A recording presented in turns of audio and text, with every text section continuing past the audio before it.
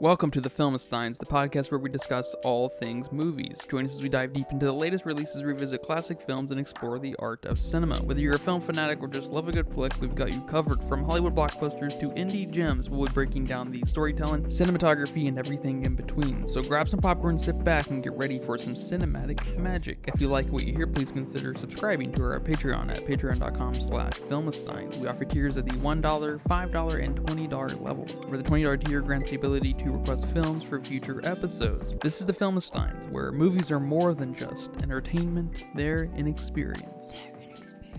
All around you. And welcome back to another great episode of the Filmistines, the fastest, most prolific, most natural, realistic podcast on the face of Earth, on the planet. You can join us every Monday, Wednesday, and Friday for a brand new episode, including this episode. This is a brand new episode if you're listening to it the day it came out, which will be a very special day, I'm sure, for you out there, the listener. I'm joined today by my scrappy friend, Lucy. Hello, everyone. Did you like that one? Well, I'll take it. I like it. Because you're scrappy and, you know, Yes. you're also scrap. You're scrap. And today we are talking about is it an iconic film to the early 2000s? I feel like it's a little undersung. I don't feel like it's remembered as high as like things like Ice Age and Shrek and maybe Madagascar and some of those early Pixar films, of course. I feel like Robots is kind of not in that pantheon, or at least maybe not in the important showcase room. And of course, we're talking about Robots, 2005's iconic film to me, to my childhood, and to yours, right? Yeah, I feel like everyone saw this movie, but it just didn't stay there like those other films. Yeah. I don't feel like everyone saw this movie. I feel like I was like the only person to know about this movie. Really? I don't know if I was. It just never came up, I guess, in childhood conversations, and I don't know. So we were about 10 when this came out, 10, 11, and I can't, my mind's eye just was not, I had it on VHS, I remember. It was probably one of the last movies they had on VHS. I think I still have it, actually. I think I know where it's at, too. But I just feel like I was the only person to ever know about this movie. Until you've brought it up in the last few years several times. I think we watched it in college, maybe. I think it's the last time I've seen it. Pretty sure. Do you remember, does that sound familiar? Yeah, that sounds familiar. Maybe just in the background or something. But this film is nostalgic. As much as I hate to misuse that word like everyone else, it definitely taps into, you know, a very specific time and place, you know, in your past, right? Yes, for sure. And maybe I was the friend that made the friends watch this movie, and that's why I felt like everybody watched it. But it just seems, why would you not? Yeah, I don't know. It doesn't feel like it's like too niche for other people not to have seen it. But I don't know. You guys let us know. Did you watch this film? You know, all of you late 20 babies, right? I'm in the right age group. Yeah. Or on, I guess. Did you watch this film? Was this iconic to your childhood? Because we had this on DVD and we watched it multiple times when I was younger. And it's got a very unique cast, voice actors. But one of those includes, you know, Robin Williams. And I feel like everyone loves Robin Williams movies. So this would be in there. This would be in your Robin Williams collection that all families have seen. But I don't know. That's an interesting point. Yeah, I didn't even realize until we just watched it that I guess it's been long enough that I had forgotten that Robin Williams was Fender. It does not go off in my head. It will now, I guess, but before it did not go off in my head that, you know, Robin Williams was in this movie. I didn't know any of the voice actors actually at all. And then Ewan McGregor, he's in this too. He's the main actor, main voice. Rodney Copperbottom. Yeah. Then there's Amanda Bynes, which she's iconic to that time. Sure. And then you have, what's her name? Halle Berry. Oh, Jennifer Coolidge. Yeah, Jennifer Coolidge. And Halle Berry. And Stanley Tucci. Yeah, I don't know who that is, but yeah. Yeah. That guy. That guy. It's a quick movie. Cool 90 minutes. It's almost too fast. We get from point A to B to C to D, lightning speed. I feel like there's no A point 1, point 2, no B point 1, point 2. We just boom, boom, boom, boom. We're running through this movie. But it works because it's, by every measure, a very cute, children's movie. But it starts to tap into some fun things that I wish it would just stick on a few ideas a little bit longer. Like, I mean, of course, what's his name? The big guy? Big Weld. Yeah. I wish we would stick with him a little bit more and get to know him a little bit, but we see him, he sees himself as a loser now, and then he gets inspired, all in the same kind of sentence, and it happens real quick, and he's such a fun character, such a fun moment when we're introduced to him that I wish we could have picked his brain a little bit, because he's the core of Rodney, Yeah, I don't know. I kind of like how fast-paced it is. I think if I'd have to think about that. I think it flowed well. I do too. I think the pace was on point. Yeah. As fast as it was, I'm actually shocked how well-paced it is. And it has everything to do with the color, the animation, the chemistry, the voice acting. It's top-notch. It really is. I don't know if you know this, but it was directed by the guy who did Ice Age. I didn't know that. Easily one of the most iconic animated films of all time. Yes. And yeah, the first Ice Age. But that makes sense because there is a Sid the Sloth cameo in the movie. I didn't see that. And I noticed that when I was a kid. Where the heck is excited. that? I think it was when Rodney first arrived to the in the train to station? the city. Yeah. What? I gotta Google this. Hang on. Yeah, Google that.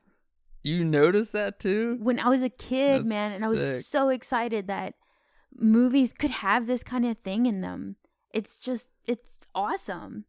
We talk about crossovers in our previous episode, but cameos and Easter eggs are just way too fun.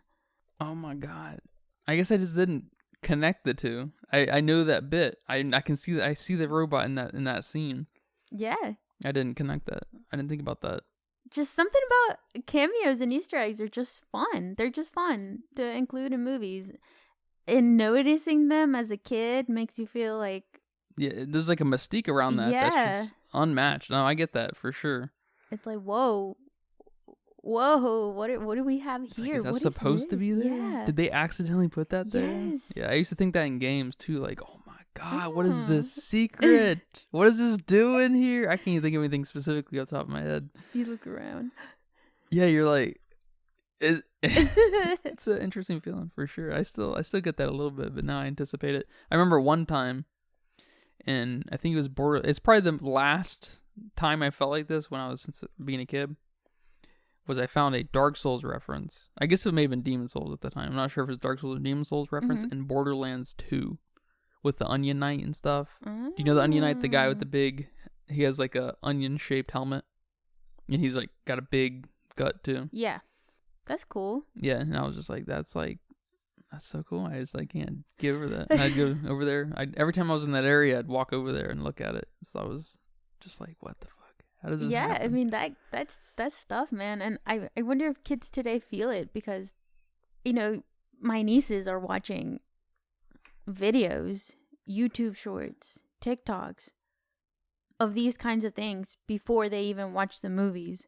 So is it getting spoiled for them? And when you watch that stuff, I mean, you're a kid watching a movie alone. You notice that, you kind of look around, and it's just so special to you right then in that moment. So I don't know, man. I love that. So I didn't know that until now. So that's even more awesome. I wish I wouldn't. Well, no, I don't wish I would have known that as a kid. As a kid, it's like, what's Sid doing there? So that's pretty cool. And I guess I like how this film has, these little types of cameos, and then all these little clever jokes and, fun, like puns. I don't think enough children's movies play with those elements, especially now. No, absolutely. I think children's movies today tap into like your kind of Marvelisms now. Like they're just like a little stupid. Because, I feel like Robin Williams is a great example of just having this like slapsticky kind of situational comedy that's just on point and it's classy, and you're like, oh, I see what you did there. And then, but today I feel like we're too into the cringe humor, we're too into dad humor, we're like, we've swung over here, and I'm not there for that. Yeah. And the robots in not Madagascar. I'm not sure about Madagascar. Maybe that fits. I was gonna say Ice Age kind of definitely fits into the robots bill, and of course Shrek. Yes. And there's just something very adult about the humor, but also just on point and timeless, and it talks to all generations. I feel like still. And then as you get older, things get funnier. Yeah. And so it works out. Robots. It's a funny movie. Yeah. I mean, we have in the beginning of the movie where they have to build their kid.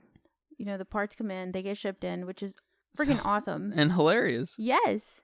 And they build the kid, and there's one part missing, and they're like, where does this part go? And it's like, oh, I think we got a boy. Yeah.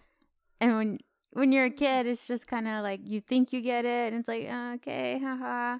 And I don't know if boys would get that more than girls would. I know at my age I was very, very innocent and naive about that kind of stuff. The differences between boys and girls, I guess bodies, specifically. So it kind of went over my head, and watching it now, it still goes over your head. No, not that bad. But yeah, and then before they build him, the dad comes running in, and he's like, I'm so sorry I missed the delivery. And yeah. that's hilarious. That's so funny.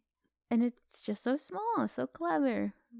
Great. I don't remember any of the puns, but I'm sure Robin Williams had so many. Yeah, I don't know if I would call them puns or like little quips. Just yeah, like when Rodney and that girl go visit Big Weld, and he's like, oh, I thought you were the Domino's delivery guy. Like, clever, because he's fucking playing with Domino's. But there's Domino's pizza. Yeah. Oh my gosh. Good stuff. Good stuff. One thing about the movie that was just kind of off, rewatching it was, and I think you said something. You were like, why is that drum a robot? Yeah, a lot of the devices were robots, but not all the devices. It's like they were picking and choosing what got to be a robot. I think a fire hydrant was a robot, but... And watches. Yeah, and the light pole that... And the light fucking pole died when Aunt Fanny was hilarious. let one rip. That was awesome. Not her letting one rip. That's kind of okay. That's a little bit too childish. Yeah. But the lamp dying because of that was awesome. It's just, it was just a little bit too pick and choose what got to be a robot, but okay, it's fine. Yeah, because they were all, I think, I can't remember the fire hydrant one, but it seemed like they were all for the sake of a joke too. And so, we still have to tap into, this is a kid's movie. This is going to speak mostly to kids. Kids are going to go see this at theaters and whatnot. So we gotta meet them halfway at the very least.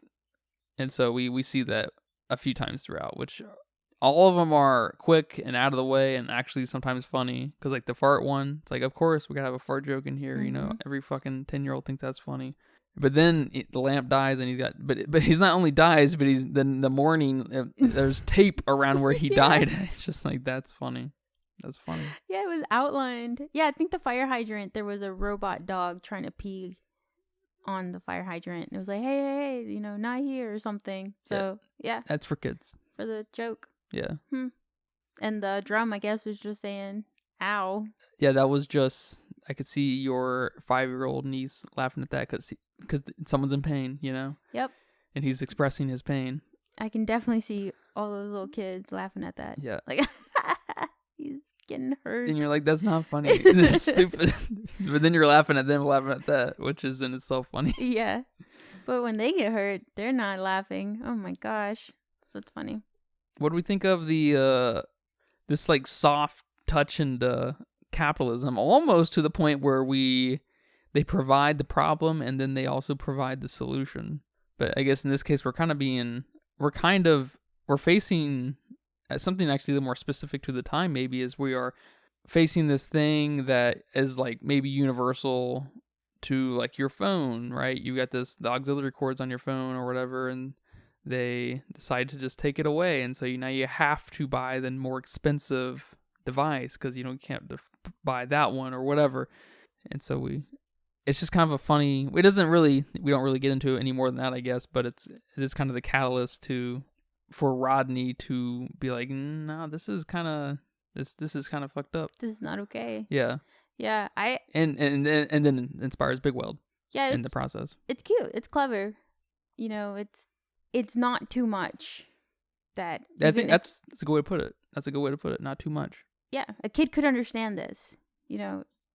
There's old robots. They want to put new parts out there, but then the old robots need to be able to afford these new parts, or they need to be able to fix themselves. I mean, this concept is put in such a way that a child could understand, I think, and kind of get them thinking about how things are, because you could even say that about cars. We have cars out right now from, I'm sure there's 2024 cars out already. I don't know how fast cars get released the previous year, but I'm sure there's old ass cars still on the road right now too.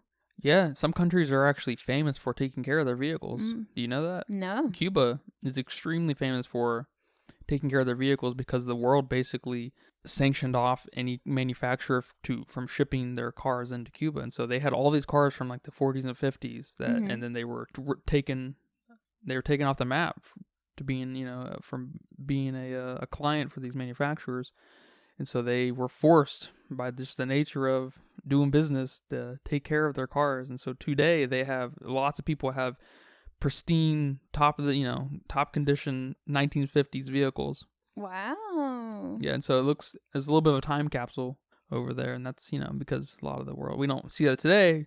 We would never stop working with, countries like fucking Saudi Arabia now and Venezuela or China or something, places where we get our oil and whatnot. Yeah. And Russia, of course. But yeah, poor Cuba, they were it seemed like they were the one and only to really fucking get you know what? No, we're not going to work with you guys anymore.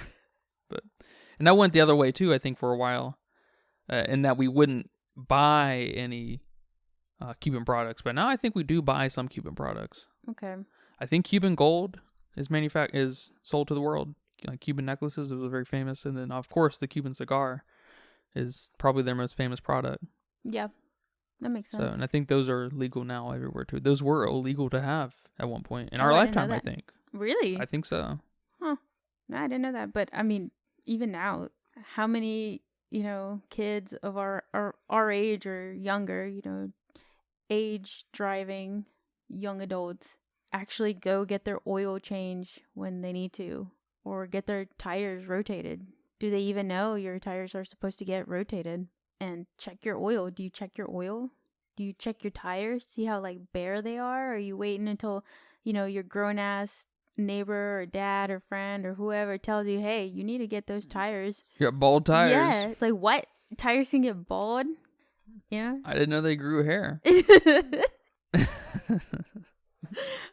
So it's funny. You would think Ratchet would want to introduce the middle market, because I guess it looked like Big Weld was obsessed with just taking care of the old. Mm-hmm. And then he was like, no, out with the old. What's just anyone, let's speak to the 1% who can afford to, buy these products and stuff, kind of very Apple approach, I guess. Except minus we didn't see any of the culture around the upgraded devices and stuff. You'd think Ratchet, being a smart businessman, I guess he was ran by his mom, of course. We see that.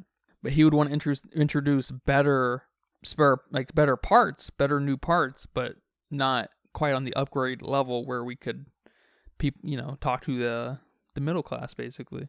And then every once in a while, the lower class can pick and choose at the middle class products, and they can, slowly but surely kind of upgrade themselves that way. But instead, he was just trying to almost Nazify the whole corporation and just get rid of the lower class.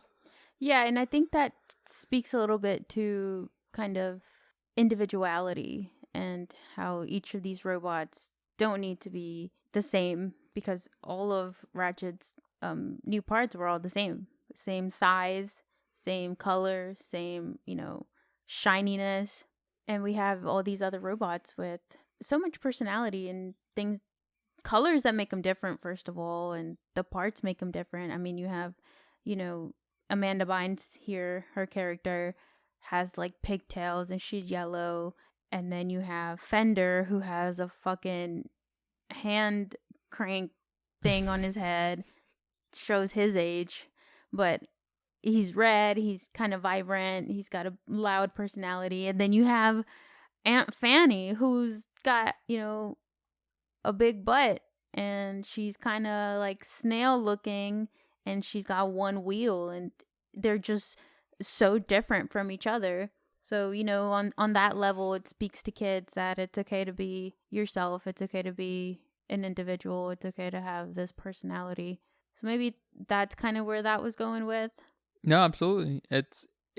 We tiptoe into like that universality kind of almost Nazification kind of Aryan type thing. That's why I was saying I feel like we could have gotten just a little bit more of things here and there, but they do kind of take the easy way out, and that it's not Ratchet behind this. He's not the mastermind. He's just the good looking puppet, right?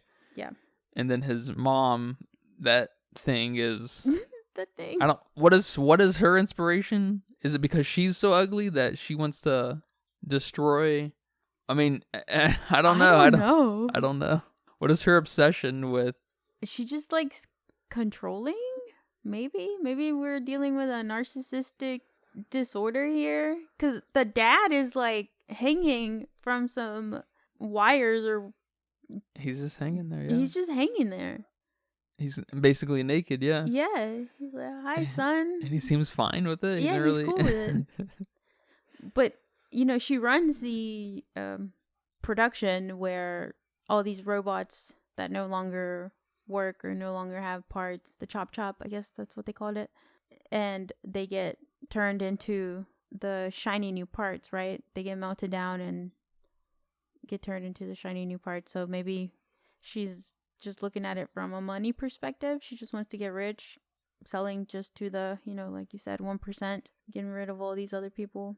But how does she specifically, her character? I don't know. It's a good question. I feel like we need just a little bit more going on there. We maybe 30 more minutes could really elevate this movie in a really fun way. I don't know though. I don't know.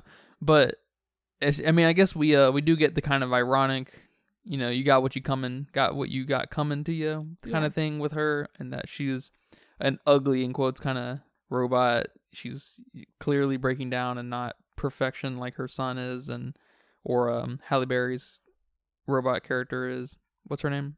Cappy? And that she gets thrown into the furnace at the end. Yeah. I mean, that just might be the point of her there. Yeah, I don't know if 30 minutes would elevate this movie. I guess it all depends on where you decide to put it. That could be one place.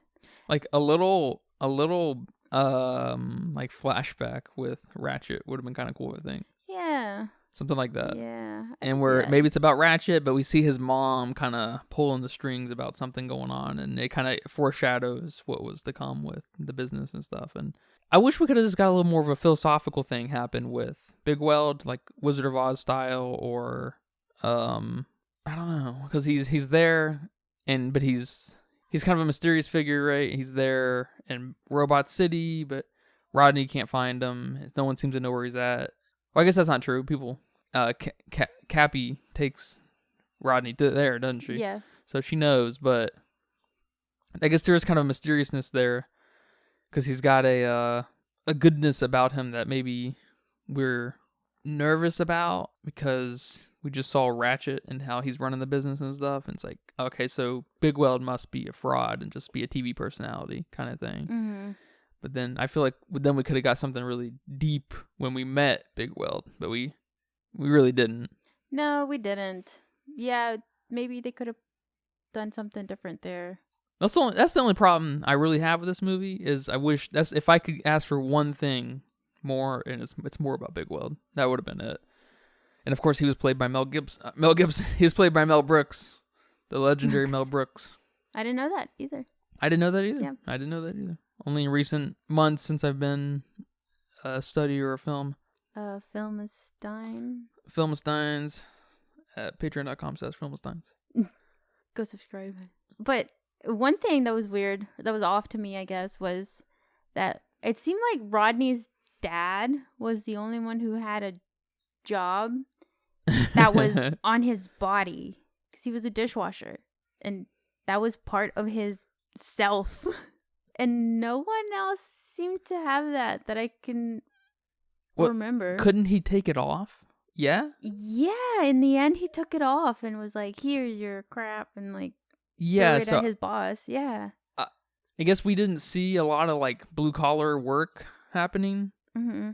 Because we saw mostly executive stuff, which, you know, they're just bean counters and arguing and shit. And then we saw like this, like, the slum of the bots, you know, half of them probably were jobless and good for nothings. And so, which I don't know. We didn't see any really blue collar workers, you know, doing their thing other than him, which was cool. That was some of my favorite parts of the movie. Pretty much everything to do with his dad. Yeah. I liked his dad. His dad was probably the most, you know, kind of philosophically waxing person, telling him to chase his dreams, and then the end is pretty iconic. I feel like in my mind that's a very iconic ending. Is it? Yes. Yes. Okay.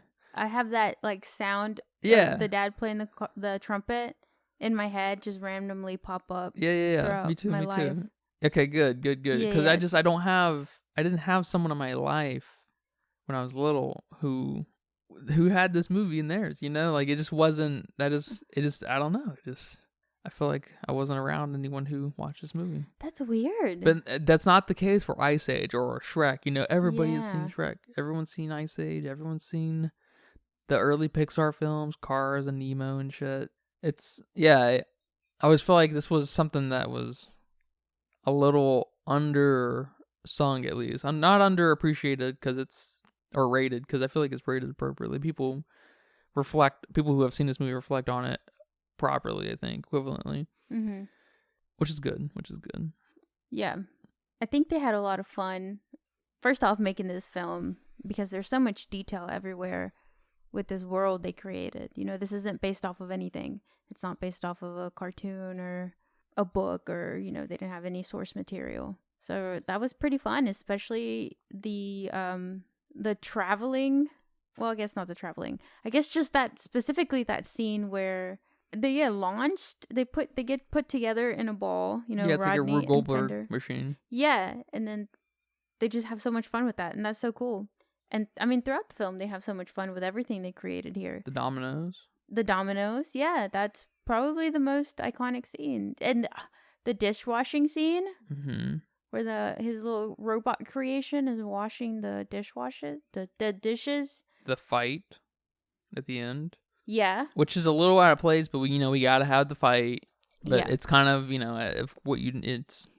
it's obviously out of place, because it's just these people aren't. And they make fun of it in a way, because they all dress, like, I think Fender dresses up, or several of them dress up as like warriors, basically. Yeah. So they make fun of themselves a little bit, because they know it's just not, that doesn't fit anywhere in any movie, a battle like that. So I like that, but that is kind of, it's very dynamic and fun still. Yeah, and I'm sure they had fun making these sounds, making a lot of. Mm-hmm. Yeah. I don't know what you call that. It's not the score here, is it? It's just the sounds that these robots make. Yeah, the soundscape, and they call it this specific, like if you're talking about a specific sound, they call it Foley. There it is. It's all the little sounds that make up the soundscape, basically. Okay. Yeah, and making the like whooshing sounds, or like the ball sliding across metal sounds, like I bet that was fun to make. And then the end, of course, I bet that was really fun to make too. Yeah. So it's just a fun, cute movie. Pretty, simple but clever ideas. A lot of puns. A lot of jokes that I think age well. This movie, besides maybe some of the music, like Britney Spears, like Fender reenacting the Britney Spears "Kiss Me Baby One More Time." Okay, that doesn't put it in the, that doesn't stay fitting to the time, but some of the ideas do.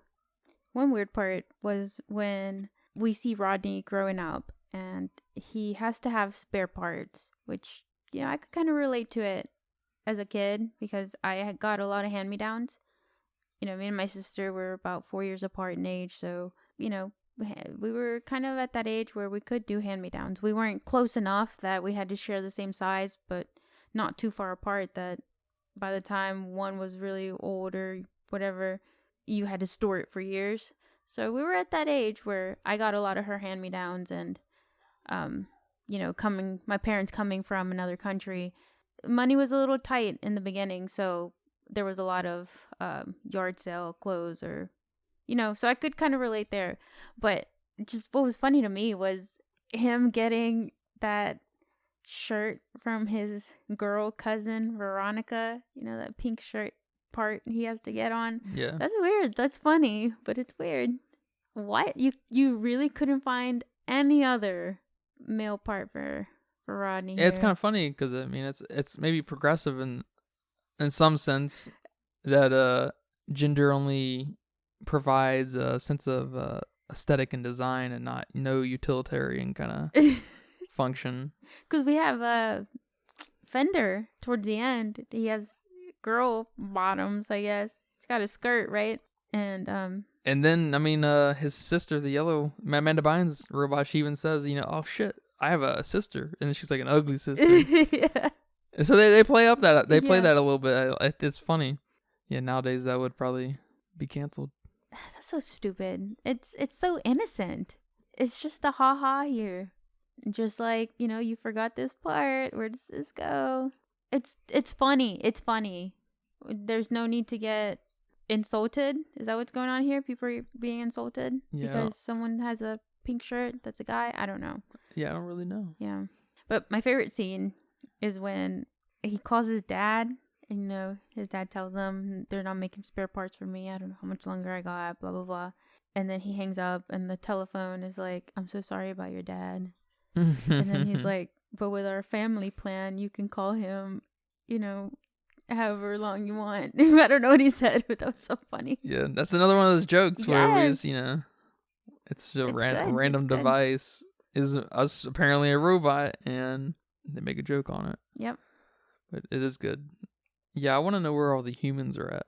Is this a Barbie situation where we made these robots to the point where they can make themselves and they can kind of sustain themselves in that way and proliferate and progress and build and evolve and whatever that means to a robot, a society of robots.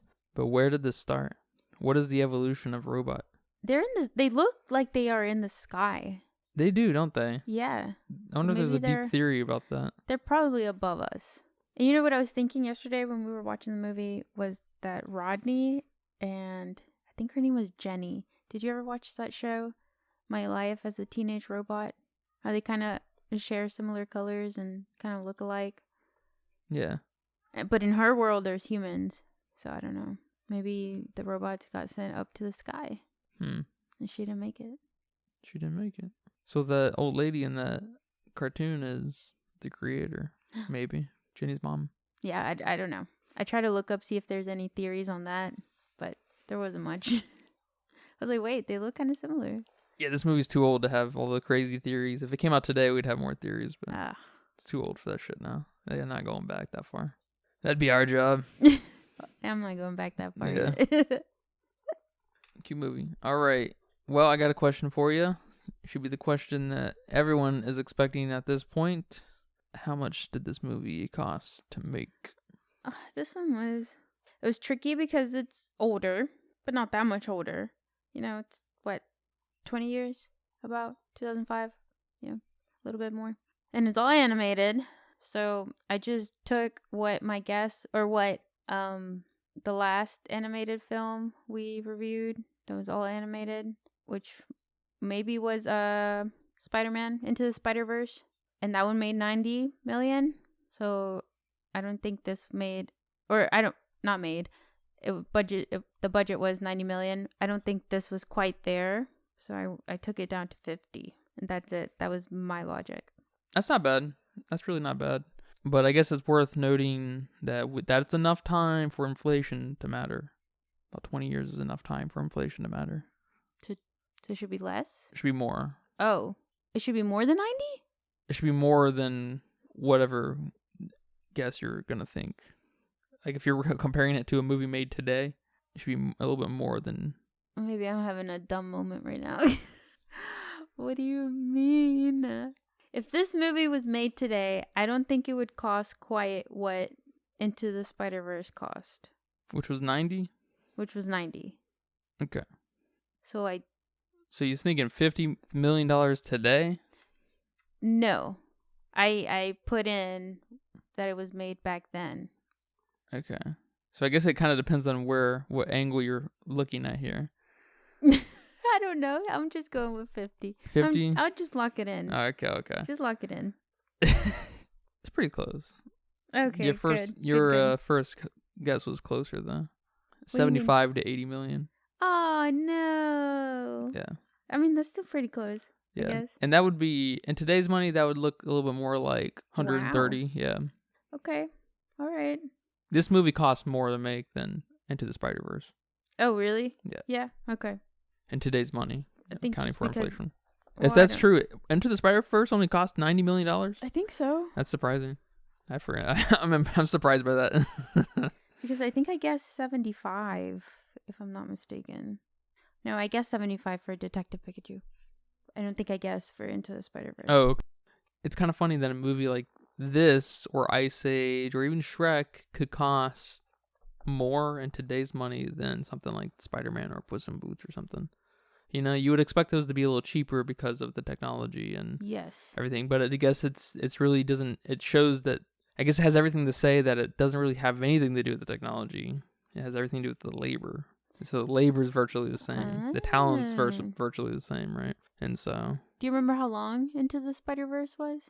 No, I'd guess probably right around 2 hours, because we're starting to enter this space, which is cool. I think it's very cool. It's hard to do because animated movies tend to be hyper stylized, and it can be, when those are long, they start to like just blend together, right? Yeah. It's a problem. It is a problem with Marvel, I think, because they're super CG-fied that everything starts to fucking feel the same from scene to scene. But we are starting to enter this space where animated movies are starting to cross that 2 hour mark, which I think is very cool. Yeah, it looks like it was 117 minutes. So nice. Yeah, we're getting there. I hope we see a vibrant, not too vibrant, but vibrant future of really great animated films. Nice, dramatic animated films. Too bad about Nimona or whatever it's called on Netflix. Oh yeah. Yeah, that movie it didn't suck, but it was just it was so meh. We were gonna cover that, but nope.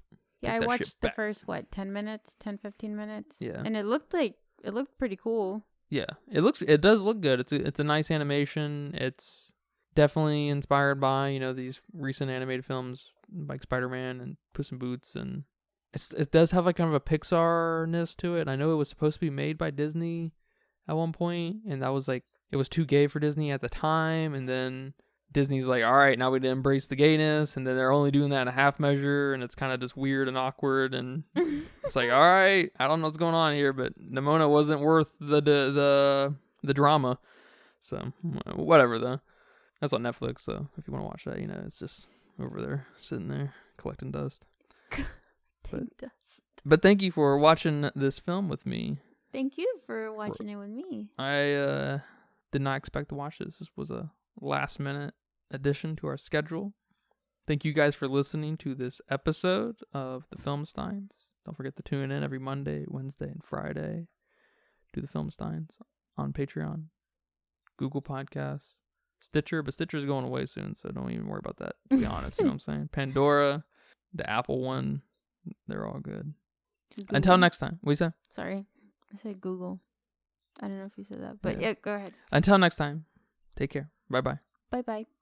And that's a wrap for today's episode of the Filmsteins. Thanks for tuning in and joining us on our cinematic journey. We hope you enjoyed our discussion and gained some new insights and perspectives on the world of movies. Don't forget to subscribe to our podcast on your favorite platform, especially Patreon at patreon.com/Filmsteins. And follow us on social media for more film-related content. We love hearing from our listeners, so if you have any feedback, suggestions, movie recommendations, or book recommendations, please feel free to reach out to us. Until next time, keep watching and keep loving the magic of movies. This is the Filmsteins signing off.